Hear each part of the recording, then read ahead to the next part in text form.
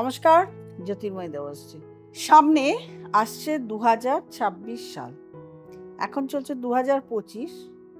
2025 সালের আমি নিউমোলজি প্রেডিকশন আগেই করে দিয়েছিলাম এবং আপনারা নিজেরাই যারা প্রেডিকশন শুনেছিলেন সারা বছর যাওয়ার পর নিজেরাই বলবেন কেমন চললো। 2026 সালের নিউমোলজি প্রেডিকশন অনুযায়ী এর আগে আমি 1 থেকে 4 অবধি বলেছি এবং সেখানে আপনি পুরো দেশের এবং পুরো স্টেটের সমস্ত কিছু সেই প্রেডিকশানে কিন্তু বলে দেওয়া হয়েছে। দেশের কি হতে পারে, রাজ্যের কি হতে পারে এবং তার সঙ্গে আপনার কান্ট্রি মানে পুরো পৃথিবীর কি হতে পারে, জলবায়ু, আবহাওয়া সমস্ত কিছু আপনাকে আগে এই প্রোগ্রামটা দেখার আগে ওই প্রোগ্রামটাকে একটু দেখে আসতে হবে। আমি আর রিপিট করলাম না, কারণ আমি এই প্রেডিকশানগুলো একটু এলাবোরেট করে একটু বলতে চাই বড় করে, সেই জন্য ওটা বললে এগুলো শর্ট হয়ে যাবে। যাই হোক, 4 অবধি বলেছি, এখন 5 থেকে শুরু হবে। মূলাঙ্ক 5, যাদের জন্ম তারিখ 5, যাদের জন্ম তারিখ 14, যাদের জন্ম তারিখ 23, এই যে নাম্বারের ভেরিয়েশন 5, 14 আর 23। 14 এর হচ্ছে 1, 4, এটা রবি এবং রাহুর নাম্বার, এবং 23 চন্দ্র এবং বৃহস্পতি নাম্বার। বেশি প্রভাবিত যারা হবে এবং খুব ভালো যারা হবে 5 এবং 23। 14 নাম্বারটা কিন্তু প্রভাবিত কম হবে। রবির বছর 2026 সাল রবির বছর, এবং রবির সঙ্গে এই যে বুধ, এইটার কানেকশন সব থেকে ভালো হয়। দুটো গ্রহ একসঙ্গে বসে থাকলে সব থেকে ভালো ফল পাওয়া যায়। তাহলে যাদের 5 নম্বর, মূলাঙ্ক নাম্বার 5, 14, 23, এদের কি চলবে? এদের এই বছরটা সত্যিকারের প্ল্যানিং করে চলার বছর। আপনার এই বছর সফলতা আপনার হাতের মুঠো। অবশ্যই কর্ম করতে হবে, প্ল্যান করে চলতে হবে, সমস্ত কিছু। লাভ লাইফ ভালো যাবে, কেরিয়ার ভালো যাবে, রিলেশনশিপ ভালো যাবে, ম্যারিড লাইফ ভালো যাবে, অর্থনৈতিক দিক ভালো যাবে, সমস্ত দিক ভালো যাবে। তবে যাদের 14, 1, 4 রবি এবং রাহুর নাম্বার, এদের ক্ষেত্রে কিন্তু একটু সাবধানতা অবলম্বন করতে হবে। শারীরিক দিক তাদের প্রবলেম আসতে পারে, অর্থনৈতিক দিকে প্রবলেম আসতে পারে। তবে একটু বলবো, ফোকাস কিন্তু যদি কেরিয়ারের দিকে রাখেন তাহলে কিন্তু নাম যশ খ্যাতি হবে। তবে স্বাস্থ্য, শরীর এবং খরচা এগুলো সাবধানে করতে হবে। খরচাটা প্রত্যেকটা পুরো মূলাঙ্ক 5, 14, 23 প্রত্যেকটা নাম্বারের ব্যক্তিকে খরচার দিক সামলে, যেমন রোজগার হবে তেমন প্রচুর পরিমাণে আর্থিক খরচাও হবে। তারপরে আসবো মূলাঙ্ক নাম্বার 6। যে নাম্বার, এই নাম্বার মূলাঙ্ক আমরা আগেই বলেছি যে প্রথম যখন আমি শুরু করেছিলাম যে 6 নাম্বার হলো শুক্রের নাম্বার, এবং এই শুক্র, রবি এবং শুক্র কানেকশন, এই রবি শুক্র কানেকশানে আমরা কিন্তু ভালো সবসময় দেখি না। এমনিতেই শুক্র এই কানেকশনটা এই আপনার লাইফে তৃতীয় একজন ব্যক্তি প্রবেশ করতে পারে। 6 এবং 24, 15, 15, 24 এগুলো হচ্ছে আপনার মূলাঙ্ক নাম্বার বার্থ ডেট। তাহলে 6 যেটা রয়েছে সেটা শুক্র কানেকশন রয়েছে। এবার 15 এটা রবি বুধ কানেকশন, এদেরও মোটামুটি রবি বুধ কানেকশানে যেটা রয়েছে 15 নাম্বার, এদের তো প্রচণ্ড ভালো যাবে। কিন্তু 24 চন্দ্র এবং রাহু কানেকশন এবং 6, এই দুটো নাম্বার আলাদা করে নোট করে রাখুন। এই দুটো নাম্বারে আপনাদের দাম্পত্য জীবনের তৃতীয় ব্যক্তির প্রবেশ ঘটবে, প্রচুর লাভ এফেকশন আসবে, যার জন্য কি হবে, দেখা যাবে যে আপনাদের তৃতীয় ব্যক্তির, আপনাদের দুজনের মধ্যে তৃতীয় ব্যক্তির প্রবেশ ঘটছে, বা আপনিও সেই ব্যক্তি হতে পারেন তৃতীয় ব্যক্তি।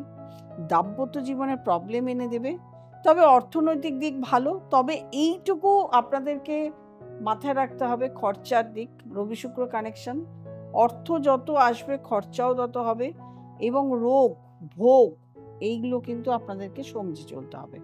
স্পিরিচুয়ালিটি বাড়বে এই সময়, আপনাদের ধর্মের দিকে মন দেবে, ধর্মকর্ম করুন, ভালো থাকবে। তারপরে আসবে নাম্বার 7।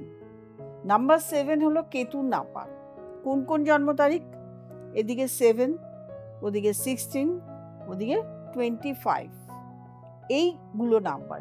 7 নাম্বার যেমন কেতুর নাম্বার, সেরকমভাবে 16 রবি এবং শুক্র কানেকশন, এবং আমরা পাচ্ছি 25 চন্দ্র এবং বুধ কানেকশন। 7 এবং 25 এই দুটো কানেকশনের জাতক জাতিকাদের যা যতটুকু ভালো যাবে তার থেকে খারাপ যাবে 16 এই নাম্বার, মানে 16 নাম্বার। কেতুর যাদের নক্ষত্রে যাদের রয়েছে, কেতুর মূলাগ 7 যাদের জন্ম হয়েছে, তাদের ক্ষেত্রে যদি কোনো সরকারি কোনো কাজ বা সরকারি কর্মক্ষেত্র থাকে বা সরকারের সঙ্গে যদি কোনো কর্ম থাকে, সেখানে কিন্তু আপনাদের ক্ষতি হবার সম্ভাবনা। আপনারা হয়তো কোনো জায়গায় হিসাব নিকাশ বা সই, সরকারি নথিপত্রে কোথাও সই করেছেন, সেগুলো একটু ভালো করে রিচেক করে নিয়ে সই করবেন। আপনার যদি বাড়িতে কোনো পুরনো নথিপত্র, ফাইল কোনো কিছু থাকে, সেগুলোকে বার করবেন, ঘেটে ঘুটে পরিষ্কার করে সেগুলোর সমস্ত কিছু পুরনো নথিপত্র বের করবেন, করে নিয়ে দেখে নেবেন সমস্ত কিছু ঠিকঠাক আছে কিনা। কারণ এই সময় সরকারিভাবে যে কোনো দিক থেকে আপনাদের ক্ষতি হবার সম্ভাবনা। তবে অন্যান্য দিক অগ্রগতি আছে, আপনার আর্থিক দিকে অগ্রগতি আছে, শরীর স্বাস্থ্য ভালো যাবে। যদিও রবি কেতু এই দুটো গ্রহ একসঙ্গে খুব একটা ভালো রেজাল্ট দেয় না, তাতেও বলবো যে একেবারে খারাপ রেজাল্ট দেবে না। মোটামুটিভাবে আর্থিক সমৃদ্ধি, কর্মজগৎ এগুলো ভালোই যাবে। এবার বলবো 8 নাম্বার, যেটা হলো শনির নাম্বার। শনি এবং রবি কানেকশন, এই দুটো গ্রহ একসঙ্গে যদি বসে তাহলে কিন্তু সেখানে দেখা যায় রেজাল্ট ভালো হয় না। শনি যে 8 নাম্বার, সেটা আমরা পাবো 17 এবং 26 থেকে। 17 রবি এবং কেতুর নাম্বার, 26 চন্দ্র এবং শুক্রের নাম্বার। রবি কেতুর নাম্বার 17, এটা কিন্তু আমরা খুব একটা পজিটিভ কিছু দেখতে পাচ্ছি না, কিন্তু 7 এবং 26 এদের ক্ষেত্রে কিন্তু পজিটিভ রেজাল্ট আমরা দেখতে পাচ্ছি। তবে যেহেতু রবির বছর, সেহেতু আপনি যদি কর্ম করেন, চেষ্টা করেন, প্রচেষ্টা করেন, তাহলে কিন্তু শনি রবি কানেকশনের যে মূল একটা ধর্ম, মূল একটা আমরা জানি যে খুব একটা ভালো যায় না, সমস্ত দিক খারাপ যায়, সেটা থাকবে না। আপনাকে কর্ম করতে হবে, কর্ম করে আপনাকে লড়ে জায়গাটাকে বের করে নিতে হবে। শরীর স্বাস্থ্য প্রবলেম ক্রিয়েট করতেই পারে, অর্থনৈতিক দিক ভালো থাকবে। বলবো কর্ম করে দিন, কর্ম করে যান, অবশ্যই ফলের আশা বছরের শেষের দিকে পেয়ে যান। তারপরে আসবো আমরা 9 মঙ্গলের নাম্বার। মঙ্গল রবি দুটো এক জায়গায় যখন হয়, খুব ভালো প্রভাব পড়ে, দুটোই অগ্নি রাশি। এবং 9, ওদিকে 18, ওদিকে 27, এই যে নাম্বারগুলো, এই নাম্বারগুলো 18, এটাও কিন্তু শনি রবি কানেকশন পড়েছে, সেখানে কিন্তু শনি রবির একটা প্রভাব রয়েছে, এবং 27 চন্দ্র কেতুর প্রভাব রয়েছে।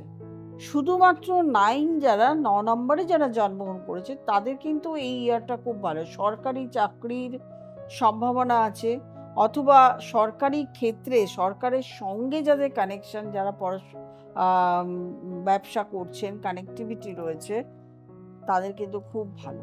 শরীর স্বাস্থ্যের দিকে নজর দেবেন, যদিও শরীর স্বাস্থ্য ভালো যাবে, অর্থনৈতিক দিক ভালো।